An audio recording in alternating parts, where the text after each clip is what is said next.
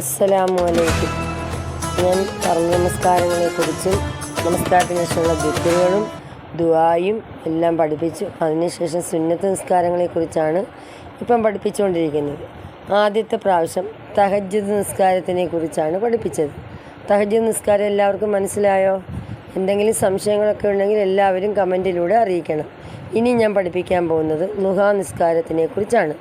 ളുഹാ നിസ്കാരം 8 റക്അത്ത് വരെ നിസ്കരിക്കാം. രണ്ട് റക്അത്തായിട്ടാണ് നിസ്കരിക്കേണ്ടത്. ചുരുങ്ങിയത് 2 റക്അത്തെങ്കിലും നിസ്കരിക്കണം.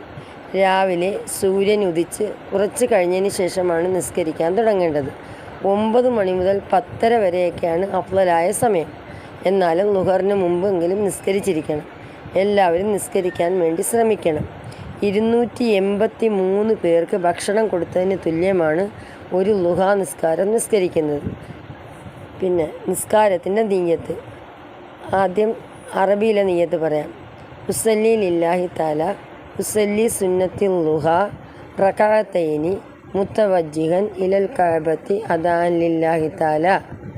ആദരവാക്കപ്പെട്ട ളുഹാ നിസ്കാരം 2 റക്അത്ത് അല്ലാഹു തആലയ്ക്ക് വേണ്ടി കിബിലയ്ക്ക് മുന്നിട്ട് ഞാൻ അദായി നിസ്കരിക്കുന്നു. 1-ാമത്തെ റക്അത്തിൽ സൂറത്ത് ഓതേണ്ടത് വശംസി വളുഹാഹ എന്നുള്ള സൂറത്ത്. 2-ാമത്തെ റക്അത്തിൽ വളുഹാ വല്ലൈലി ഇദാ സജ എന്നുള്ള പാഠമാണ്. ഇത് രണ്ടും അറിയാൻ വയ്യാത്തവരുണ്ടെങ്കിൽ സൂറത്തിൽ കാഫിറൂനയും ഇഖ്ലാസും ഓതാവുന്നതാണ്. എല്ലാവരും നിസ്കരിക്കണം. നിസ്കാരത്തിൽ എന്തെങ്കിലും സംശയം ഉണ്ടെങ്കിൽ കമൻറ്റിലൂടെ ചോദിക്കാവുന്നതാണ്. ഇൻഷാ അല്ലാഹ് അടുത്ത ക്ലാസ്സിൽ ഞാൻ തസ്ബീഹ് നിസ്കാരത്തിനെ കുറിച്ച് പഠിപ്പിക്കും. എല്ലാവരും എനിക്ക് വേണ്ടി സബ്സ്ക്രൈബ് ചെയ്യുക, ലൈക്ക് ചെയ്യുക, ഷെയർ ചെയ്യുക. ഇൻഷാ അല്ലാഹ് അടുത്ത ക്ലാസ്സിൽ വീണ്ടും വരുന്നതായിരിക്കും. അസ്സലാമു അലൈക്കും.